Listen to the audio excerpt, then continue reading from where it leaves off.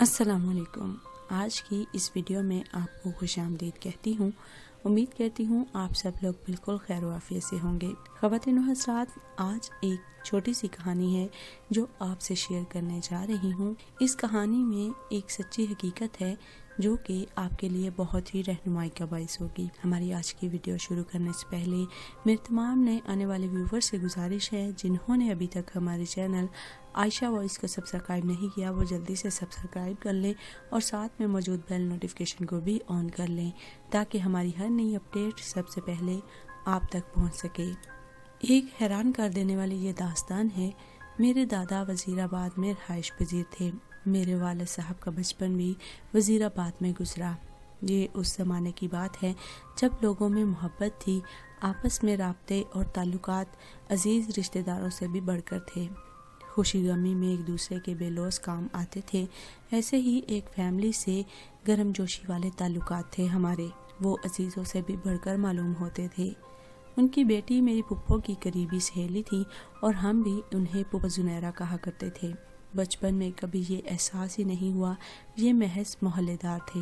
میرے پھپھا جی air force میں تھے، وہاں ان کے ساتھ ایک نوجوان آزاد صاحب تھے جو پھپھا جی سے کافی جونیئر تھے۔ یہ نوجوان کافی خوش مزاج اور ہنسمکھ طبیعت کے تھے، ابھی حیات ہیں، ان کی شادی نہیں ہوئی تھی۔ پھپھا جی نے انہیں کہا تمہارا رشتہ کروا دیں؟ وہ فوراً بولے کہ ضرور۔ پھپھا جی کے ذہن میں پھپھو زنیرہ ہی تھی، لیکن ایک مسئلہ یہ ہوا کہ عمر پوچھنے پر معلوم ہوا پھپھو زنیرہ آزاد صاحب سے عمر میں 6 سال بڑی تھی۔ آزاد صاحب 28 سال اور پھپھو زنیرہ 34 سال کی تھیں۔ آزاد صاحب صرف ظاہر کے خوش مزاج نہیں بلکہ دل کے بھی خوش مزاج تھے۔ انہوں نے کہا عمر کا کوئی مسئلہ نہیں، بس والدہ ایک دفعہ مل لیں۔ کمال ظرف والے لوگ تھے، انہوں نے بھی اوکے کر دیا اور یوں یہ رشتہ طے پا گیا۔ شادی بھی ہو گئی، اللہ نے 2 بیٹوں سے بھی نوازا جو اپنے والدین کی طرح کمال پر خوش مزاج اور ہنسمکھ ہوئے۔ بچپن میں اسلام آباد میں آنا ہوا۔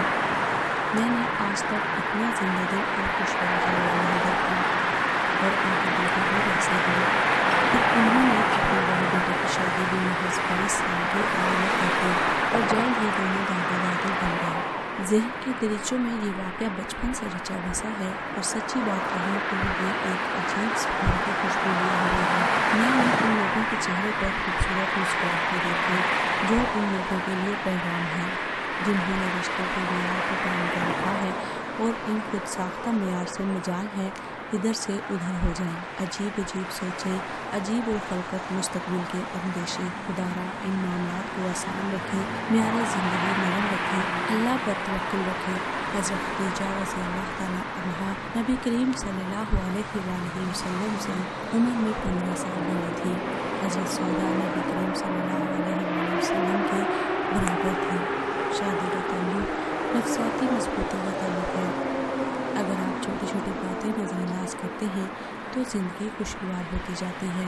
امید کرتی ہوں ہماری آج کی یہ کہانی آپ کے لیے فائدہ مند ثابت ہوگی اور کہانی آپ کو بنائی ہوگی۔ ہمارے آج کی ویڈیو کا مقصد صرف اور صرف آپ کے لیے رہنمائی